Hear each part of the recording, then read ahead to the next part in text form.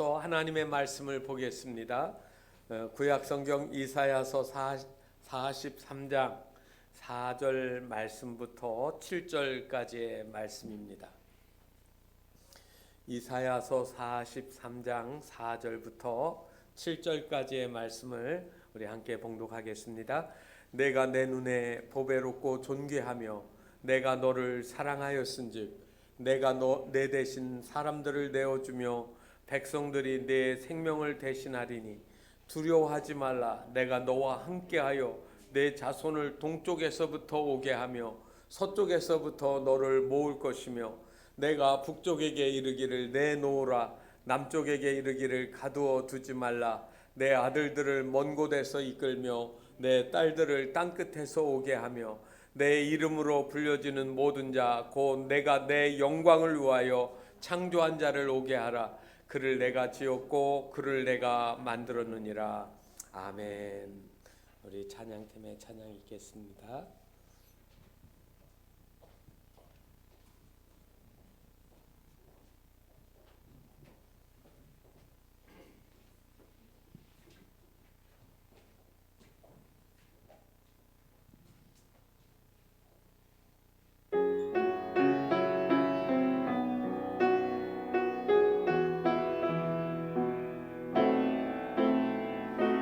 오늘도 숨 쉴 수 있어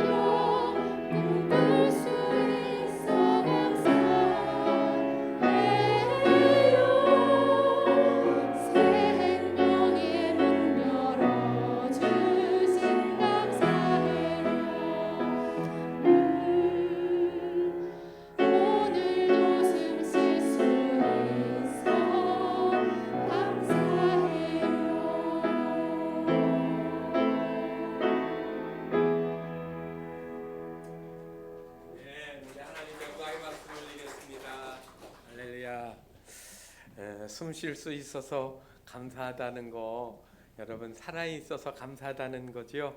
우리의 속 사람도 육체도 하나님 예배할 수 있는 기쁨과 감사가 늘 넘치길 바랍니다. 정채봉이라는 아동 작가가 있습니다. 이 승주 분이신데 여러 해 전에 돌아가셨지요. 그분이 쓴 동화책을 제가 재미있게 읽어본 적이 있었는데 여러 가지 글 중에 이런 글이 있습니다. 처음의 마음으로 돌아가라 하면서 세탁소 이야기입니다. 세탁소의 옷걸이들이 수도 없이 많이 있잖아요. 그런데 어느 날 새 옷걸이가 더 세탁소에 들어왔습니다. 그랬더니 먼저 있던 고참 옷걸이가 이 신참 옷걸이한테 이런 말을 합니다. 너는 옷걸이라는 사실을 한시도 잊지 말길 바란다 그랬습니다. 그러니까 신참이 궁금했어요. 왜 이런 얘기 하는지, 왜 그 말을 강조하시는 거죠? 하고 반문을 했습니다. 그랬더니 이 고참이 이렇게 얘기합니다. 잠깐씩 입혀지는 옷이 자기의 신분인 양 교만해지는 옷걸이들을 그동안 많이 보았기 때문이다. 매우 의미 있는 이야기 같아서 기억이 났습니다. 사람들은 살면서 내가 가지고 있는 세상적인 직분이나 어떤 세상적인 이러한 입은 것들로 인해 가지고 자기가 마치 대단한 것처럼 여겨지는 거예요. 그런데 세월이 지나고 또 세상을 떠나면 다 잊혀버리는 것들이 그런 삶이 아닌가 싶습니다. 여러분, 나는 어떤 존재입니까? 내 가치는 얼마 정도일까요? 한번 생각해 보셨습니까? 나는 가난하고 배우지 못했으니까 내 등급은 아주 형편없는 보잘것없는 거라고 생각하시는지요? 오늘 우리의 생각을 한번 바꾸어서 하나님이 우리를 어떻게 보시는지 한번 생각해 보려고 합니다. 제가 영상을 하나 준비를 했습니다. 보겠습니다.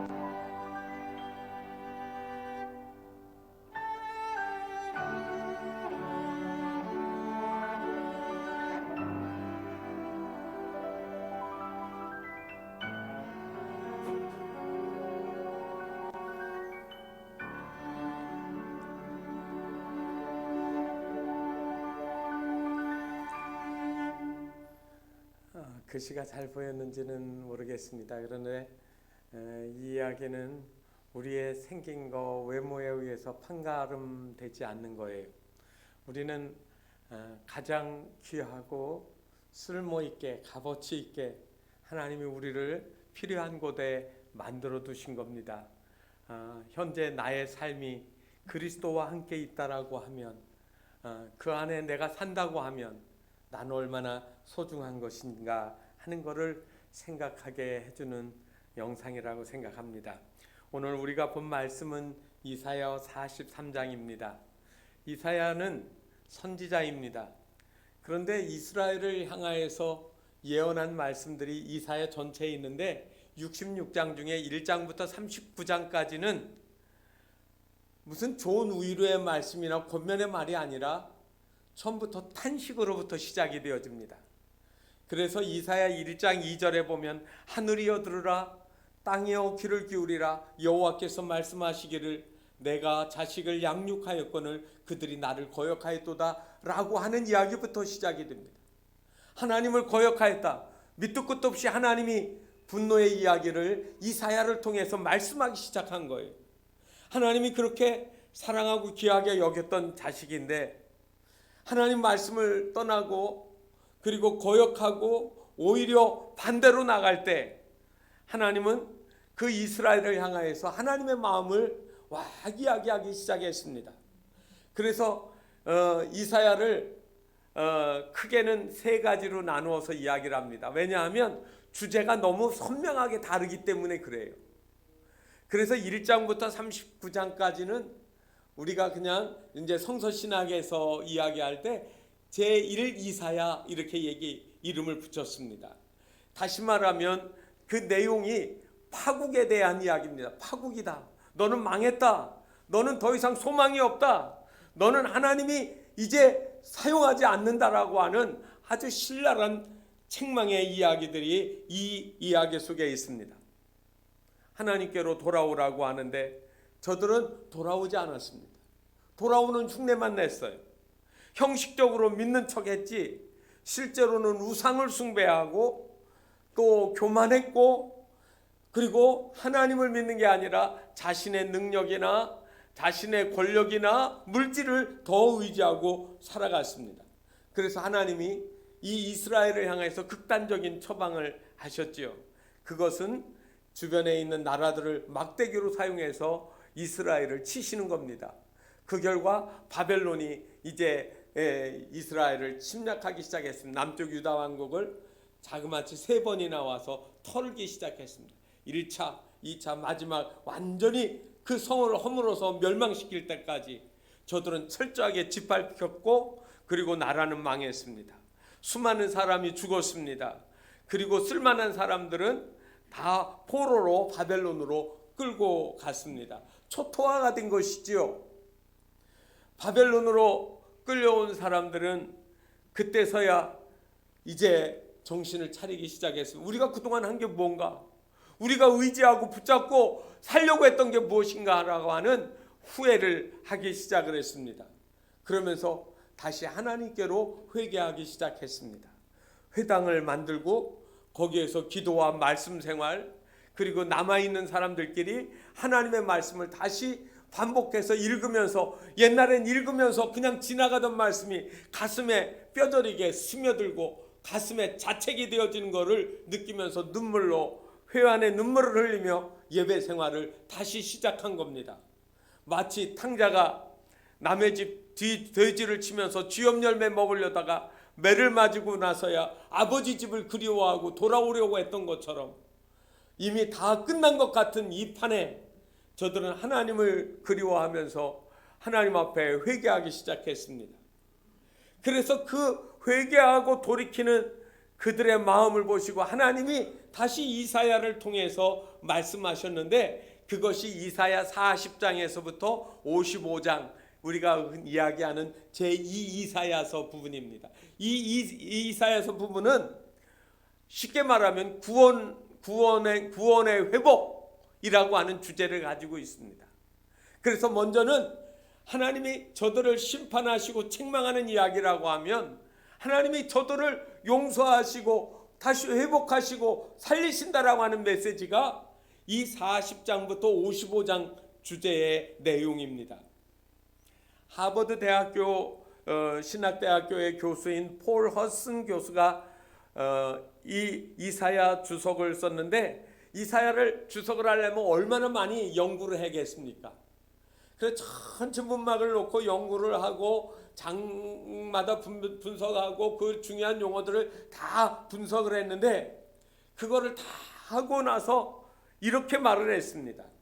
이사야서 43장 1절로부터 7절에 있는 이 말씀은 제2 이사야에서 가장 중심이 되는 핵심적인 말씀이다, 이렇게 이야기를 했습니다. 그래서 우리는 오늘 이 이사야서에 있는 이 본문의 말씀을 읽으면서 하나님의 마음, 하나님의 생각을 우리가 다시 한번 발견하고, 우리 삶에서 어떻게 하나님을 의지하고 다시 하나님께로 돌아가고 하나님과 동행하며 살 것인지를 생각하려고 합니다. 여러분, 바벨론 포로 생활하고 있는 이스라엘 백성들은 사랑받을 만한 구석이 하나도 없는 사람들이었습니다. 그래서 지금 그들은 포로로 끌려왔고, 그리고 그 처참한 삶 속에 있는 겁니다. 그런데 43장 1절 말씀, 우리가 읽지는 않았지만 1절에 보면 이렇게 이야기합니다. 야곱아, 너를 창조하신 여호와께서 지금 말씀하시니라. 이스라엘아, 너를 지으신 이가 말씀하시니라. 너는 두려워하지 말라. 내가 너를 구속하였고 내가 너를 지명하여 불렀나니 너는 내 것이라. 여러분, 하나님이 이스라엘을 향해서 지금 말이 바뀌었습니다. 이름을 부르기 시작한 거예요. 야곱아, 이스라엘아, 하나님이 이름을 불러주셨습니다. 사실 여러분, 야곱이라는 말은 이스라엘이라는 이름을 갖기 전에, 그 이전에 야곱이 본래 가지고 있던 원 이름이었습니다. 아버지가, 어머니가 지어준 이름이에요. 그런데 그 이름은 여러분 잘 아시는 것처럼 욕심과 야망과 그리고 경쟁과 모든 이 세상의 것들을 다 담고 있는 이름이에요. 아버지도 속였고 형님도 기만을 했고 또 외삼촌에게까지 거짓을 했습니다. 그는 수도 없이 속이며 속고 또 속이며 살았습니다. 그러던 그가 하란에서 돌아올 때 약복강 강가에서 소식을 하나 듣습니다. 형 에서가 벌써 20수년이 지나간 그 일들을 가지고 나를 찾아오면서 죽이려고 쫓아온다는 전가를 받습니다. 그래서 그 밤에 뒤로 돌아갈 수도 없고 앞으로도 갈 수가 없습니다. 그래서 가족을 먼저 내보내고, 그리고 또 한 무더기를 또 보내고 자기 홀로 약복강가에 남아서 밤새도록 나는 어쩌면 좋아요, 나는 어떻게 해요, 하나님 나는 어떻게 해요 라고 울부짖으며 밤새 기도하기 시작했습니다. 그 밤에 하나님이 사자를 보내서 바로 이 야곱을 만나 주셨습니다. 그리고 씨름을 하는데 해가 뜨려고 할 때까지 붙잡고 늘어지면서 싸움을 하는 겁니다. 놓으라고 하는데 놓지를 않습니다. 야곱은 놓을 수가 없지요. 나는 어떻게 해야 되느냐고 지금 하나님께 묻고 있는 겁니다. 나는 돌아갈 수도 없어요. 나는 앞으로도 갈 수 없어요. 붙잡고 답이 없으면 나는 못 보낸다라고 몸부림치는 그에게 하나님의 사자가 그의 환도뼈를 쳐서 위고를 시켜놓고 그리고 떠나가려고 합니다. 그래도 놓지 않으니까 그때 그래 내가 이겼다, 내가 나를 이겼다라고 하나님이 말씀하신 거예요. 그래서 이스라엘이라는 이름은 하나님과 겨루어 하나님과 싸워서 씨름해서 이겼다라는 말입니다. 여러분, 하나님을 우리가 어떻게 이길 수가 있습니까? 이기지 못하는 거예요. 그런데 이겼다고 하는 거예요. 제가 아들이 어렸을 때 선교원에 가가지고 공부를 하고 돌아왔어요. 그리고서 저한테 이야기를 합니다. 팔씨름을 하재요. 아마 성경원에서 팔씨름을 했나 보죠. 그래가지고 자기가 이긴 것 같아요. 그러니까 집에 오면 아빠하고 했어도 이길 줄 알고 이기려고 팔씨름을 하재요. 그래서 하자 하고 엎드려서 팔을 잡았습니다. 근데 저를 이길 수 있겠습니까? 그래서 제가 져주는 척 하다가 그러니까 막 신이 나고 땀을 뻘뻘 흘리고 충혈이 돼가지고 헉헉거리면서 하더니 제가 다시 이기니까 이렇게 넘어가려고 하니까 갑자기 이놈이 뭐라 했냐면 이놈 봐라 이놈 봐라 하면서 막 그냥 저를 이 두 손으로 넘기려고 하는 거야. 안 넘어가죠. 근데 하도 용 쓰는 게 뭐해서 그래서 제가 넘겨줬습니다. 그랬더니 좋아서 그래요. 그래서 너와 이러겠어요. 내가 아무리 급해도 그렇지 아빠 보고 이놈 봐라는 아빠가 이놈이라니. 그리고 꾸중을 했지만 마음이 즐거웠어요. 하나님을 이겨보려고 했던 야곱의 마음이 그 마음이 아니었을 거예요. 하나님을 어떻게 이겨요? 하나님이 져주신 거예요. 그런데 그 야곱이라는 그 이름 속에는 하나님과 사연이 있는 이름이잖아요. 하나님이 다시 이 패배하고 포로로 된 이스라엘을 향해서 하나님이 야곱아 하고 불러주고 있는 겁니다. 마치 사랑하는 아들의 이름을 부르는 것처럼 나를 사랑하고 내가 너의 아버지다. 내가 너를 얼마나 사랑하는 줄 아느냐라고 하나님 말씀하시는 거예요. 그래서 오늘 말씀의 제목이 내가 너를 사랑한 죽입니다. 하나님이 여러분, 저와 여러분을 얼마나 사랑하시는지 아십니까? 우리는 생각이 잘 안 변하는 것 같아요. 내가 하나님에 대한 생각을 다 가지고 있으면 그게 고정관념이 돼가지고 그 생각을 내려놓지 않는 거죠. 만약에 지금 우리가 여기 예배드리고 있는데 여기 갑자기 저 구석에서 쥐 한 마리가 나와가지고 막 여기로 지나가고 있어요. 그러면 남자분들은 에이 그러겠지만 소리 지르고 발 들고 막 그냥 비명 지르고 예배 못 드릴지도 몰라요. 왜요? 선입견이 뭡니까? 쥐는 징그럽다. 쥐는 무섭다. 무섭긴 뭐가 무서워요? 그런데 무서워요. 징그러워요. 그런데 여러분 그건 우리의 고정관념입니다. 한 청년이 교회로 찾아와서 목사님을 만나 눈물을 흘렸습니다. 그래서 청년 왜 눈물을 흘리는가? 왜 울어? 그랬더니 가방에서 원고 뭉치를 하나 꺼냈습니다. 만화 원고를 이만큼 두툼하게 만들어가지고 제가 이렇게 그림을 그려가지고 출판사마다 다니면서 출판해달라고 했는데 출판사마다 다 이름도 없고 이 그림 값어치도 없다고 거들떠보지도 않고 저를 만나주지도 않았습니다. 저는 시골에서 올라왔지만 이제 갈 곳도 없고 먹을 곳도 없고 아무것도 할 수가 없습니다. 저는 어떻게 하면 좋냐고 막 울기 시작했습니다. 목사님이 치근하게 생각을 해서 그 청년에게 교회에 지하실 거기에 조그만 방이 하나 있는데 거기에 들어가서 살 수만 있으면 지낼 수 있으면 거기 가 있으라고 그렇게 이야기를 했습니다. 보니까 지하실에 조그만 방이 있습니다. 바깥에는 여기저기 교회 사용하던 물건들을 쌓아놓았고요. 그래도 어디 갈 곳도 없는데 그래도 그게 어딥니까? 그래서 거기를 깨끗이 청소하고 그리고 탁자를 하나 놓고 그림을 그리고 있었습니다. 밤이 되면 너무 조용한데 너무 외로운 마음이 드는 거예요. 그런데 어디서 찍찍 소리가 나면서 저 구석에서 생쥐 한 마리가 들어왔다 나갔다 하면서 점점 가까이 왔다가 또 가고 그러는 겁니다.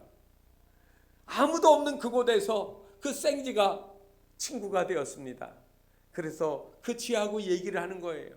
너는 집이 어디 있니? 너는 엄마 아빠가 있니? 너는 뭐 먹고 사니? 하고 그 생쥐하고 이야기를 합니다. 그러다 그 생쥐하고 얘기를 하다가 그 생쥐를 주제로 해가지고 그림을 그리기 시작을 했습니다. 그때 그려서 나온 그 그림이 미키마우스예요. 그리고 이 그림을 그린 청년은 월트 디즈니라고 하는 사람입니다. 그래서 그가 그린 예쁜 미키마우스 그림은 보고 사람들이 다 예쁘다고 합니다. 마우스가 뭡니까? 쥐인데요. 예쁘대잖아요. 지난 수요일, 그러니까 11월 18일이 미키마우스 생일이었습니다. 미키마우스가 1928년 11월 28일 이 월트 디즈니가 그린 그림을 가지고, 그리고 단편 애니메이션으로 중기선 윌리라고 하는 것을 통해 가지고 처음으로 세상에 나왔습니다. 그래서 그거 나온 지로 벌써 92년째예요. 그래서 미키마우스 생일이에요.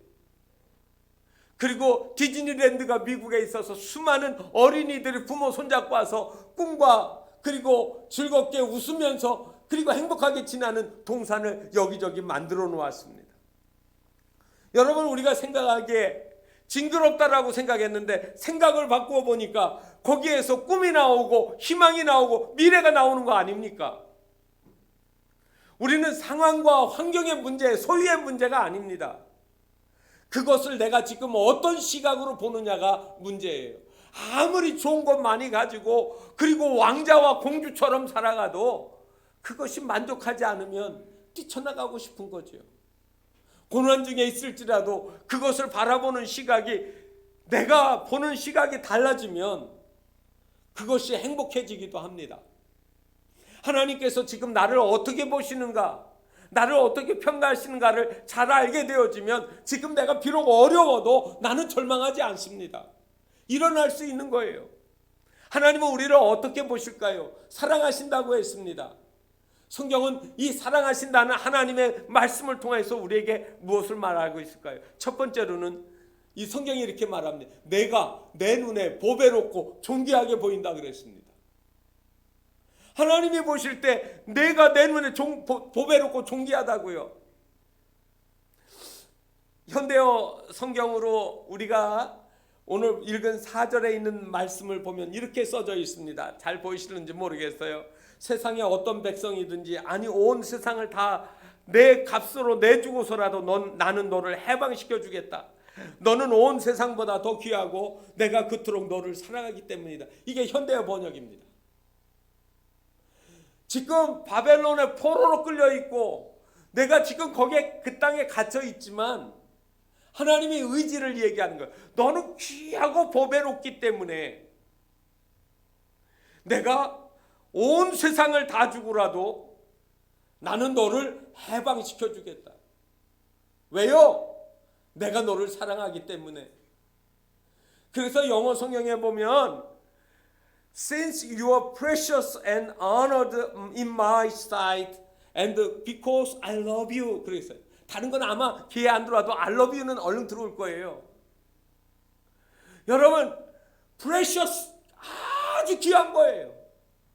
다른 사람의 눈에 보면 별 볼 일 없는데 너 너무 나한테 소중해. 그리고 honored, 영광스럽고 영예스럽고, 그리고 너는 정말로 너무 멋져. 나에게는 말이에요. 나는 누구예요? 하나님이에요. 그렇게 해놓고 because I love you. 내가 너를 사랑한다고. 여러분, 다른 사람의 눈에 보면 별로 하찮아 보이고 별 볼 일 없어 보이는데 하나님 우리 보신데 너무 귀하게 보이신대요.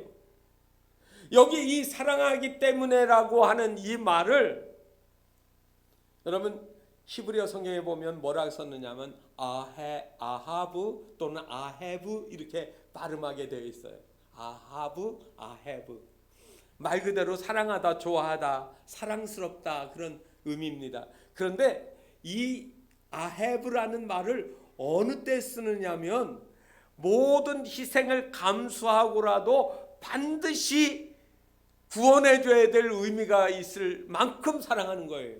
내 모든 거를 다 희생해서라도 반드시 가져야 되는 그 사랑. 여러분, 오늘날 세상 사람들이 왜 이렇게 마음이 허전하고 왜 두렵고 왜 근심이 되고 왜 염려가 될까요? 다른 거 아닙니다. 사랑받지 못해서 그런 겁니다.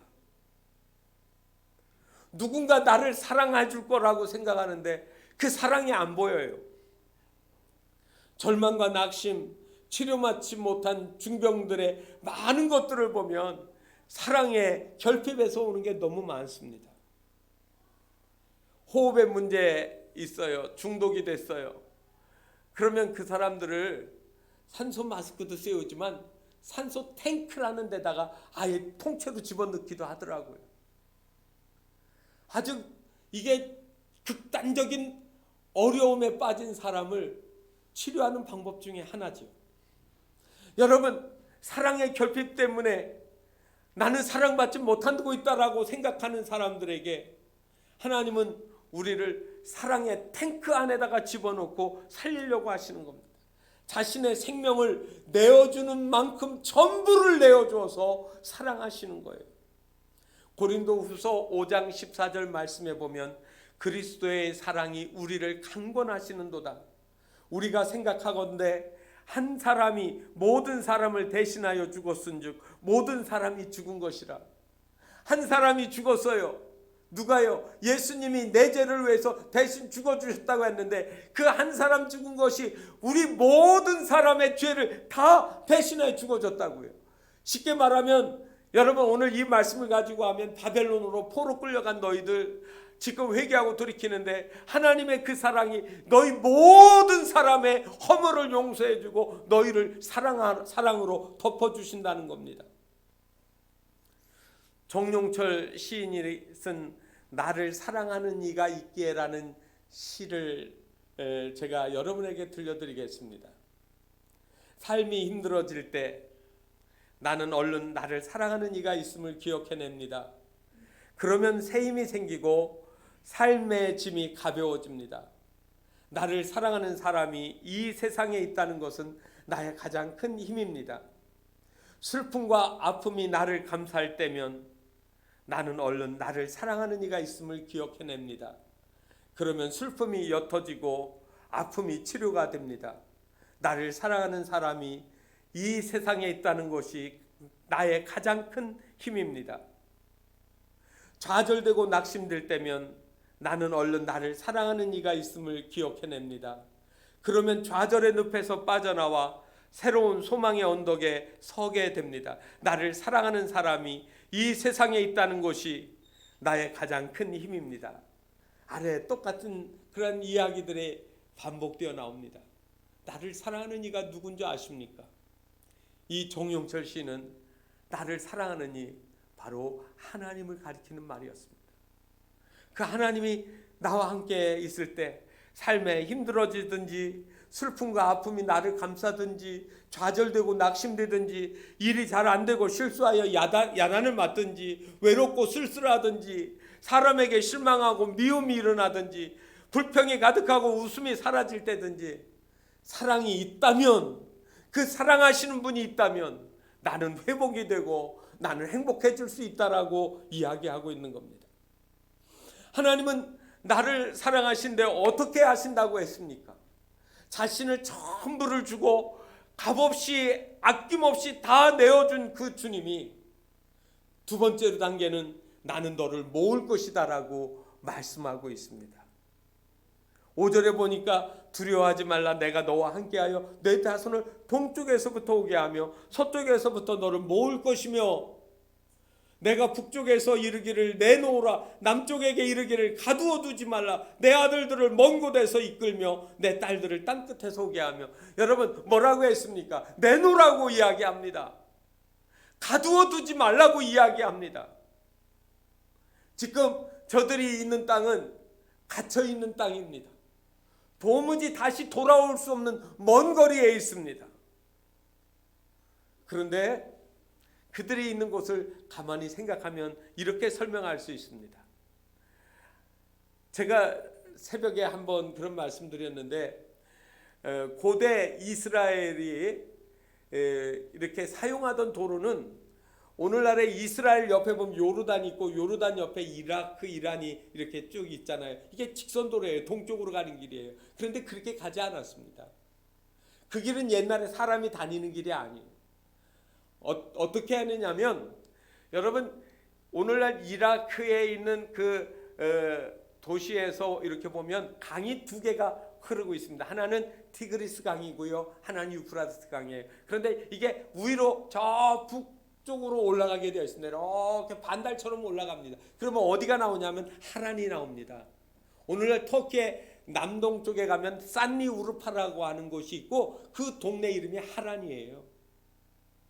그러니까 옛날에 갈대아 우르에서 아브라함이 이 가나안 땅으로 들어오려고 할 때는 바로 그 강을 따라서 하란을 거쳐서 가나안 땅으로 들어온 거예요. 그러니까 이스라엘 사람들이 전쟁을 할 때 바벨론이 쳐들어올 때도 이 강길을 따라가지고 옛날 그 도로를 따라 내려왔습니다. 그래서 비옥한 초생딸 지역이라고 하는 강지역을 가지고 이야기하는 겁니다. 다시 말하면 바벨론으로 다시 저들이 가려고 하면 어떻게 해야 되느냐면 북쪽으로 올라갔다가 동쪽으로 가는 거예요. 그래서 오늘 이스라엘 백성들을 북쪽에게 내놓으라 남쪽에게 내놓으라 하는 이야기를 할 때 이 북쪽의 개념은 바로 이 길을 생각하면 이해가 되어지는 도로예요. 바벨론에 갇혀 있지만 너희들은 그 먼 길을 다시 돌아오는 거예요. 북쪽에서 동쪽으로부터 그리고 북쪽을 거쳐 남쪽으로 내려오는 거예요. 다시 또 남쪽은 이집트를 가리키는 말인데 이집트는 어떻게 갑니까?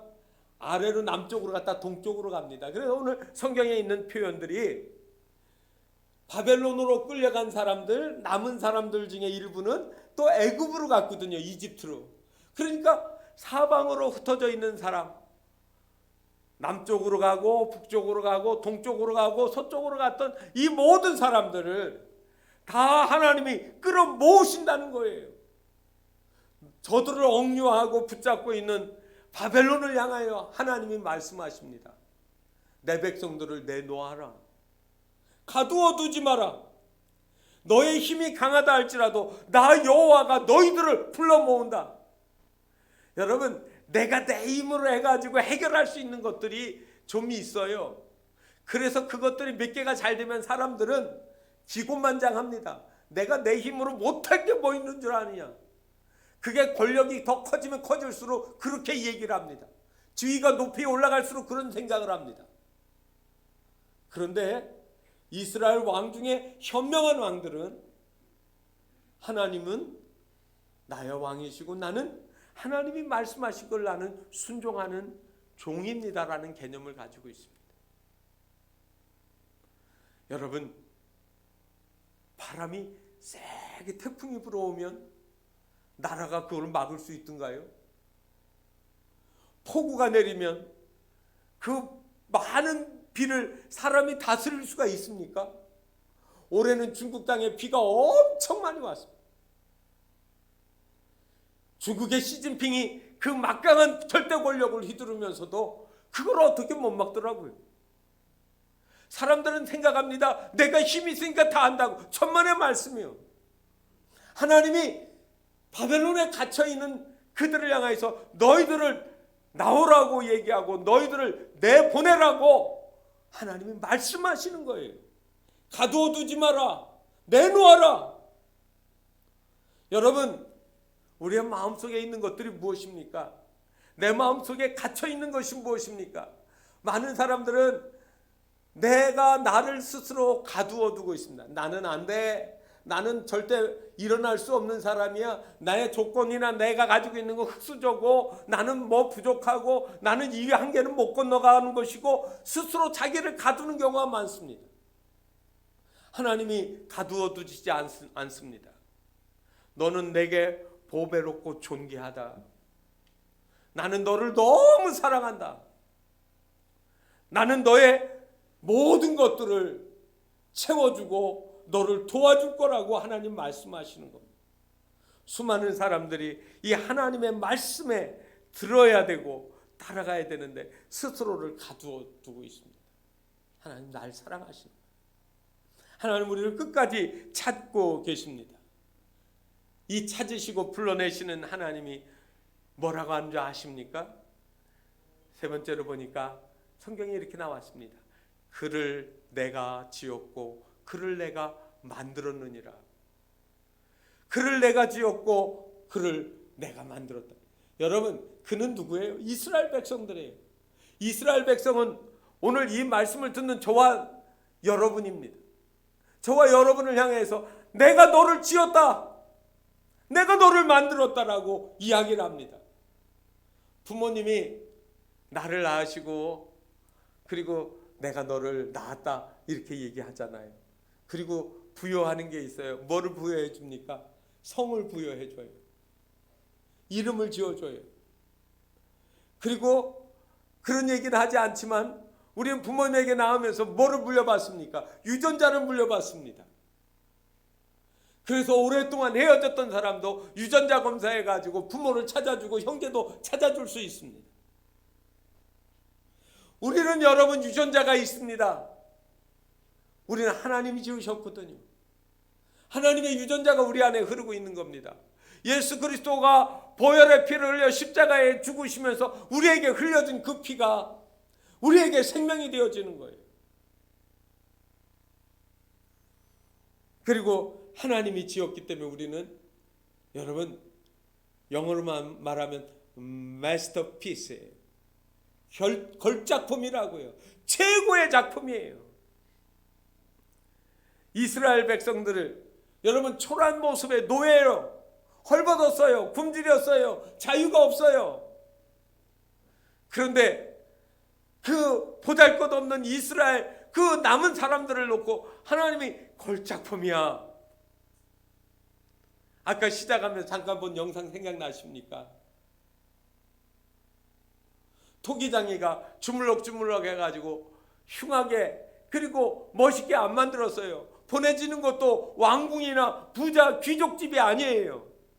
가난한 농부의 집, 그것도 두 손을 잃어버린 그 불쌍한 농부에게 토기장이가 질그릇을 만들어주는데 우스꽝스럽게 생긴 것 같았지만 그 농부에게는 가장 잘 어울리는 멋진 것을 만들어줬잖아요. 토기장이가 말합니다. 나는 내가 여지껏 만든 것 중에 최고의 걸작품을 만들었습니다라고 이야기하는 거예요. 하나님과 여러분, 저와 여러분 모두 하나님이 보실 때는 걸작품입니다. 그래서 우리는 여러분 얼마짜리일까요? 걸작품은 얼마가 되는 겁니까? 부르는 대로 값이잖아요. 그래서 피카소가 그리고 미켈란젤로가 그린 그림, 조각상 뭐 이런 것들 가격을 못 매기잖아요, 지금도. 그런데 하나님이 만들어 놓고 우리에게 가격을 매겼는데 뭐라고 매긴 줄 아십니까? 예수님 짤이에요. 내가 내 생명 주고 너를 샀으니까 너는 예수님 짤이야.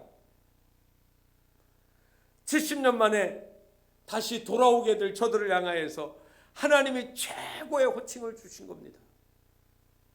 내가 지었고 내가 만들었다. 어제 밤중에 우리 교회 밴드에 제가 글을 하나 올렸는데 아마 놀라신 분들 몇 분은 읽으셨을지 모르겠습니다. 윤영주 장로님이 지은 찬양 복음성가 중에 너는 내 것이라는 노래가 있습니다. 가사가 그런 겁니다. 주님을 나의 길이라 부르면서도 그 길로 가기 싫어 딴 길로 헤맸네. 어둡고 캄캄한 그곳 가시밭길에 길 잃은 양 한 마리 떨고 있을 때 어디선가 들리는 주님의 음성, 너는 내 것이라, 너는 내 것이라. 어디선가 들리는 주님의 음성, 너는 내 것이라, 내 것이라. 이 찬송은 어떻게 나온 건 줄 아십니까? 연대의대를 다니다가 하라는 공부는 안 하고 노래를 불러서 좋아서 노래를 부르는 이 윤영주, 아버지도 어찌하지 못하고 이제 노래를 하러 나서게 되었습니다.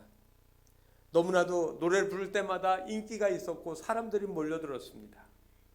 심지어 박정희 대통령의 아들이 이 윤영주 장로님 부르는 노래가 너무 좋아가지고 유행가지요. 복송을 좋아해가지고 청와대로 불려가서 노래까지 할 정도로 그 당시에는 인기 절정에 있었습니다. 그런데 어느 날 일이 터졌습니다.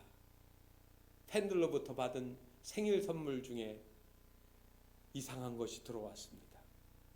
그리고 경찰이 들이닥쳤고 그의 소지품을 조사했는데 거기에 대마초가 들어있었습니다. 그래서 그는 나이가 28살에 75년 12월 12일 대마초 소지죄로 감옥에 들어가게 됩니다. 대마초가 뭔지 핀 적도 없고 그걸 가지고 장난한 적도 없는데 그의 소지품에서 쌓아놓은 그 선물 상자에서 그게 나왔기 때문에 그는 감옥에 들어가게 되었습니다. 감옥에 들어가서 절망하고 있는 그에게 어머니가 찾아와서 성경책을 넣어줬습니다. 그렇지만 그에게는 성경책이 들어오지 않았습니다. 어머니가 준 성경책을 받아가지고 그 간방의 한 구석에다 집어 던져놨습니다. 그리고 생각했습니다. 나는 소망이 없다. 나는 죽어야겠다. 나는 몰래 유리 조각을 하나 이제 구하면 그거로 내 동맥을 끊고 나는 죽어야지라고 죽기를 각오하고 있었습니다. 그러다가 그냥 너무 아무것도 할 수가 없으니까 보이는 성경책을 펴들었습니다. 모태신앙인지라 성경을 보면 모든 걸 다 알 줄 알았는데 읽어도 새로운 이야기들 모르는 게 너무 많았습니다. 성경을 다시 차근차근 읽다가 오늘 우리가 읽은 이 이사야서 43장 1절 말씀에 그의 눈이 닿았습니다. 내가 너를 지명하여 불렀나니 너는 내 것이라. 하나님이 너는 내 것이라고 얘기하시는 거예요. 눈물이 터졌습니다. 그 감옥에서 그런 몸부림치면서 하나님께 회개하고 돌이켜 왔습니다. 그리고 그 감옥에서 종이에다가 오선지를 그리고 곡을 쓴 것이 너는 내 것이라. 주님을 나의 길이라 부르면서도 그 길로 가기 싫어 딴 길로 헤맸네. 어둡고 캄캄한 그곳 가시밭길에 길 잃은 양 한 마리 떨고 있을 때 어디선가 들리는 주님의 음성, 너는 내 것이라, 너는 내 것이라. 사랑하는 성도 여러분, 주님이 오늘 여러분 마음속에 찾아오셔서 너는 내 것이야 하는 음성이 들리십니까? 다른 사람 눈에는 귀중하게 보이지 않고 찌들어지고 그리고 힘들어서 다 보잘것없어진 우리 인생 같아 보이지만 하나님이 너는 내 것이라고 하나님이 말씀하시는 거예요. 너는 내 사랑하는 딸이야. 너는 내 사랑하는 아들이라고. 절망하지 말라고. 내가 너를 사랑하고 있다라고 주님 말씀하시는 거예요. 오늘 살아가는데 힘들고 어려움이 있으십니까? 세상이 내 마음처럼 너무 힘들어서 어떻게 할 줄을 몰라서 혹시 몸부림치고 있지는 않습니까? 그런데 이 시간 조용히 주님의 음성을 들으십시오. 너는 내 것이다. 내가 너를 존귀하고 그리고 보배롭게 사랑하고 있다라고. 하나님의 그 사랑이 오늘 우리로 하여금 다시 일어서게 하고 또 하나님의 사랑 가운데서 다시 든든히 세워지는 하나님의 놀라운 은혜가 우리 모든 성도들 한 분 한 분에게 임하시기를 주님의 이름으로 축원합니다. 기도하겠습니다. 거룩하신 하나님, 너무나도 하나님 우리는 자신을 돌아보면서 자책하고 또 내 마음대로 되지 않는 것 수많은 일들을 보면서 절망하고 낙심할 때가 있습니다. 하나님 이 시간 내가 너를 사랑하였은즉 이렇게 말씀하시는 이 말씀을 기억하게 하옵소서. 나를 위하여서 당신의 몸, 삶 전체를 우리에게 내어주셨고 또 우리를 불러 모으셨고 그리고 우리를 하나님의 영원한 나라에 하나님 최고의 영화로운 존재로 하나님 불러주심을 저희들이 알게 하여 주시옵소서. 잠시 당하는 이 어려움, 이 인생의 고비고비마다 낙심하지 않고 그때마다 들려지는 주님의 음성, 너는 내 것이라고 하는 그 음성을 저희들이 잘 듣고 힘있게 일어날 수 있는 믿음의 성도들 다 되게 하여 주옵소서. 예수 그리스도의 이름으로 기도하옵나이다. 아멘. 다